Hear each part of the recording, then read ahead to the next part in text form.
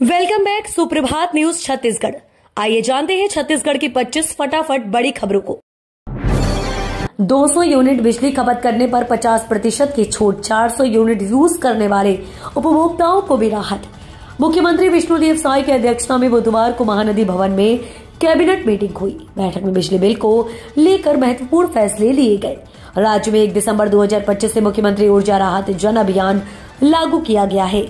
इसके तहत घरेलू उपभोक्ताओं को 100 यूनिट के बजाय 200 यूनिट तक बिजली बिल पर 50% की छूट मिलेगी। ये राहत 400 यूनिट तक खपत वाले उपभोक्ताओं को भी मिलेगी। इसके तहत 200 से 400 यूनिट तक बिजली खर्च करने वाले परिवारों को अगले 1 साल 200 यूनिट तक हाफ बिल ही देना होगा, ताकि वे इस दौरान अपने घरों में पीएम सूर्यघर मुफ्त बिजली योजना के तहत सोलर प्लांट स्थापित कर सकें। प्रयोगशाला परिचारक भर्ती 2023 दस्तावेजों का सत्यापन 8 से 12 दिसंबर तक। छत्तीसगढ़ व्यावसायिक परीक्षा मंडल द्वारा आयोजित प्रयोगशाला परिचारक भर्ती परीक्षा 2023 के अंतर्गत चयनित अभ्यर्थियों के दस्तावेजों के सत्यापन की प्रक्रिया 8 से 12 दिसंबर 2025 तक चलेगी। सत्यापन का कार्य विज्ञान महाविद्यालय परिसर रायपुर स्थित क्षेत्रीय अपर संचालक कार्यालय में प्रतिदिन सुबह 10:30 से शाम 5:30 बजे तक 2 पालियों में संपन्न होगा। आयुक्त उच्च शिक्षा विभाग डॉक्टर संतोष देवांगन ने बताया कि 430 पदों के विरुद्ध 3 गुना अभ्यर्थियों को दस्तावेजों के सत्यापन के लिए बुलाया गया है। जमीन गाइडलाइन दर में वृद्धि, बृजमोहन अग्रवाल ने सीएम को लिखा पत्र, स्थगित करने की मांग। छत्तीसगढ़ में जारी नई कलेक्टर गाइडलाइंस के बाद जमीन की कीमतों में 5 से 9 गुना तक की बढ़ोतरी की गई है। अचानक बढ़े दरों से जमीन कारोबारियों में भारी नाराजगी है। कई जिलों में व्यापारी विरोध दर्ज करा रहे हैं और इसे जल्द वापस लेने की मांग कर रहे हैं। इसी बीच रायपुर सांसद बृजमोहन अग्रवाल ने भी मुख्यमंत्री विष्णुदेव साय को पत्र लिखकर निर्णय को तत्काल स्थगित करने की मांग की है। उन्होंने लिखा है कि नई गाइडलाइन से जमीन खरीद फरोख्त ठप हो जाएगी और आम लोगों पर बड़ा आर्थिक बोझ पड़ेगा।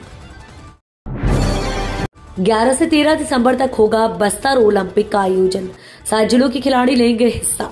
छत्तीसगढ़ के बस्तर में बस्तर ओलंपिक का संभाग स्तरीय आयोजन 11 से 13 दिसंबर तक जगदलपुर में बनेगा। इस आयोजन में बस्तर संभाग के कांकेर, बस्तर, दंतेवाड़ा, सुकमा, नारायणपुर, बीजापुर और कोंडा गांव के सैकड़ों खिलाड़ी हिस्सा लेंगे। बताया जा रहा है कि समापन कार्यक्रम में केंद्रीय गृह मंत्री अमित शाह भी आ सकते हैं।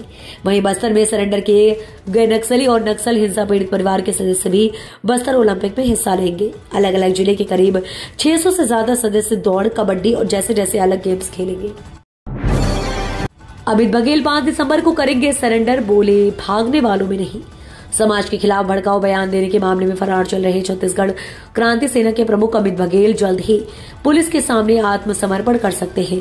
पुलिस सूत्रों के अनुसार वे इसी हफ्ते संभावित रूप से 5 दिसंबर को सरेंडर कर सकते हैं। अंडरग्राउंड रहने के दौरान अमित बघेल ने एक निजी यूट्यूब चैनल को दिए इंटरव्यू में कहा कि वे भागने वालों में नहीं हैं।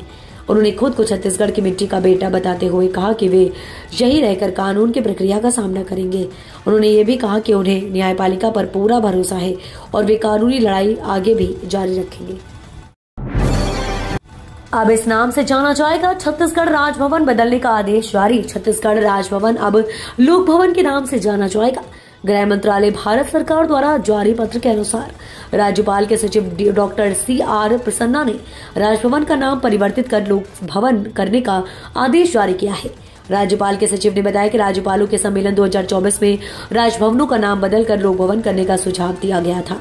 इसी के अनुरूप गृह मंत्रालय द्वारा जारी पत्र के परिपालन में अब से सभी शासकीय परियोजनाओं के लिए राजभवन का नाम लोक भवन के नाम से पढ़ा एवं लिखा जाएगा। आधा दर्जन पैसेंजर ट्रेनों का परिचालन हुआ प्रभावित। छत्तीसगढ़ में चलने वाली आधा दर्जन पैसेंजर ट्रेनों का परिचालन प्रभावित हुआ।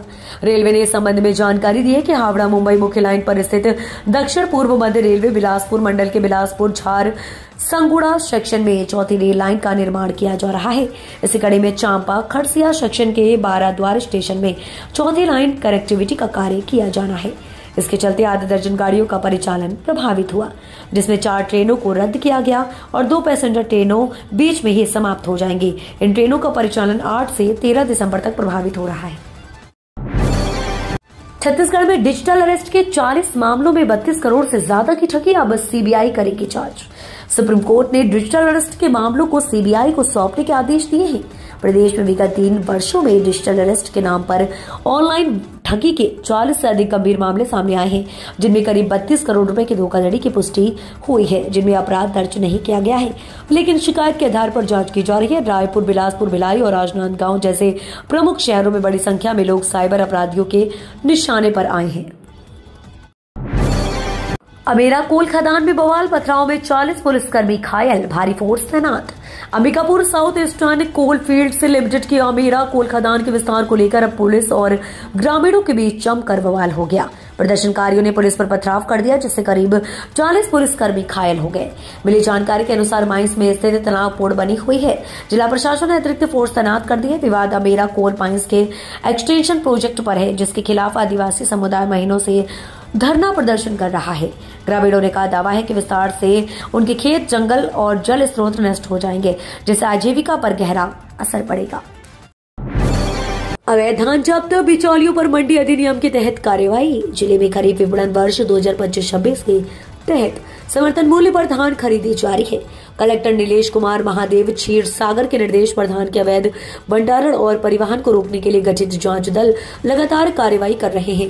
इस अभियान के तहत अब तक दुर्ग, कोंदल और कांकेर विकास खंडों में कुल 16 से अधिक मामलों में 553 क्विंटल अवैध धान और मक्का जब्त किया गया है। दुर्ग कोंदल विकास खंड में 14 नवंबर से अब तक कुल 560 बोरा धान जब्त किया गया है। इस संबंध में 6 बिचौलियों और कोचियों के खिलाफ मंडी अधिनियम 1972 के तहत कार्रवाई की गई है। पोस्ट मैट्रिक छात्रवृत्ति पोर्टल बंद, हजारों छात्र प्रभावित। राजनांदगांव में छात्र नेताओं ने सरकार पर उठाए सवाल।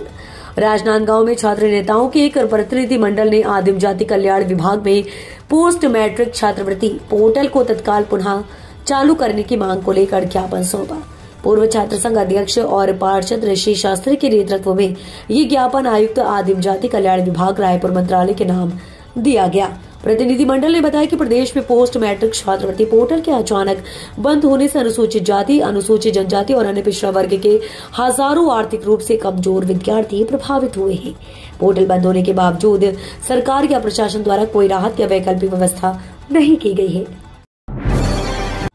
आईआईटी भिलाई ने बनाया जल शुद्धिकरण का स्पॉट पॉलीमर। आईआईटी भिलाई के वैज्ञानिकों ने जल प्रदूषण और औद्योगिक सल्फर कचरे की समस्या से निपटने के लिए एक नई तकनीकी विकसित की है। इस शोध के तहत सल्फर कचरे को जल शुद्धिकरण में प्रभावी उच्च प्रदर्शन सामग्री में बदला गया है। इस नवाचार को प्रतिष्ठित अंतर्राष्ट्रीय साइंस जर्नल एडवांटे केबी इंटरनेशनल एडिशन में प्रकाशित किया गया है। इस शोध का नेतृत्व भानेन्द्र साहू, सुदीप्त पाल, संजीव बनर्जी आदि कई लोगों ने किया। टीम ने धातु रहित और पर्यावरण अनुकूल पॉलीमराइजेशन तकनीक विकसित की है। दितवाहा कमजोर, छत्तीसगढ़ में ठंड फिर बढ़ी। 24 घंटे में 2 डिग्री तक गिर सकता है तापमान। तूफान दितवाहा की कमजोर पड़ने और मौसम साफ होने के बाद प्रदेश में ठंड एक बार फिर बढ़ने लगी है। मौसम विभाग के अनुसार अगले 24 घंटों में तापमान में 1 से 2 डिग्री तक गिरावट आ सकती है। पिछले 24 घंटों में राज्य का सबसे अधिक तापमान 30.2 डिग्री सेल्सियस दुर्ग में और न्यूनतम तापमान 9.5 डिग्री सेल्सियस अंबिकापुर में दर्ज किया गया। इसी बीच स्वास्थ्य विभाग ने एडवाइजरी जारी कर चेतावनी दी है कि अचानक तापमान में उतार चढ़ाव से हाइपोथर्मिया, सर्दी, जुकाम और वायरल फीवर का खतरा बढ़ सकता है। हर सोमवार को होगी विभागीय समीक्षा बैठक। कलेक्टर ने सभी विभाग के अधिकारियों और कर्मचारियों को उपस्थित रहने के दिए निर्देश। अंबिकापुर के कलेक्टर विलास भोसकर ने निर्देश दिया है कि सप्ताह के हर सोमवार को में विभागीय समीक्षा बैठक आयोजित की जाएगी, जिसमें सभी विभाग के अधिकारियों और कर्मचारियों को अनिवार्य रूप से उपस्थित रहना होगा। कलेक्टर विलास भोसकर निर्देशन में जिले के समस्त विभागों द्वारा संचालित विभिन्न योजनाओं की प्रगति एवं क्रियान्वयन की समीक्षा हेतु हर सप्ताह सोमवार को प्रातः 10 बजे कलेक्टर सभा कक्ष में विभागीय समीक्षा बैठक आयोजित की जाएगी। सभी विभागों के अधिकारियों को अपने फील्ड अधिकारियों एवं कर्मचारियों सहित बैठक में अनिवार्य रूप से उपस्थित रहने के निर्देश दिए गए हैं। सेलिब्रेशन में कन्फेटी होगी बैन, नियम तोड़ने वालों से वसूलेंगे जुर्माना। शहर को और अधिक स्वच्छ बनाने के लिए रायपुर नगर निगम अब अपने क्षेत्र में कन्फेटी के उपयोग पर प्रतिबंध लगाने की तैयारी कर रहा है। प्रदेश में ये पहला निकाय होगा जहां बारात, शोभा यात्रा और विभिन्न उत्सवों को में कन्फेटी उड़ाना पूरी तरह प्रतिबंधित रहेगा। नियम तोड़ने पर भारी भरकम जुर्माना वसूला जाएगा और कन्फेटी उड़ाने वाली मशीन या ब्लोवर की जब्ती भी हो सकती है। निगम प्रशासन जल्दी इस प्रस्ताव को MIC में पेश करेगा। जल जीवन मिशन के कार्यों में लापरवाही, घटिया गुणवत्ता उजागर। कोंडागांव जिले में जल जीवन मिशन के तहत चल रहे कार्यों की समीक्षा के दौरान गंभीर लापरवाही और खराब गुणवत्ता उजागर हुई है। जिला जल एवं स्वच्छता मिशन की मासिक समीक्षा बैठक में कलेक्टर कोंडागांव के निर्देश के बाद लोक स्वास्थ्य यांत्रिकी विभाग ने सख्त फैसला लिया है। विभाग ने तुरंत प्रभाव से 19 ठेकेदारों के 37 कार्य रद्द कर दिए हैं। इन कार्यों की कुल लागत लगभग 31.17 करोड़ रुपए है। ये कदम इसलिए महत्वपूर्ण माना जा रहा है क्योंकि जिले में ग्रामीणों के लिए पेयजल आपूर्ति और जल संरचना का निर्माण लंबे समय से एक चुनौती रहा है। 100 करोड़ की मेगा मंजूरी, नंदन वन बनेगा अल्ट्रा मॉडर्न नेचर स्पॉट। नंदन वन को नए और मॉडर्न रूप में डेवलप करने की तैयारी शुरू हो गई है। फॉरेस्ट मिनिस्टर केदार कश्यप ने एमएलए राजेश मूणत की पहल पर फॉरेस्ट डिपार्टमेंट के बनाए 100 करोड़ रुपए के मास्टर प्लान को मंजूरी दे दी है। मिनिस्टर कश्यप और एमएलए मूणत ने नंदन वन का साइट इंस्पेक्शन भी किया है। इस नए प्लान का मकसद नंदन वन को टूरिस्ट के लिए एक आकर्षक और मॉडर्न पिकनिक स्पॉट के तौर पर डेवलप करना है। साथ ही इसकी हरी भरी हरियाली और नेचुरल ब्यूटी को भी बनाए रखना है। पीएम आवास की किस्त अटकी, सपनों के आशियाने पर ब्रेक। पीएम आवास योजना की किस्त नहीं मिलने के कारण हितग्राहियों की परेशानी बढ़ गई है।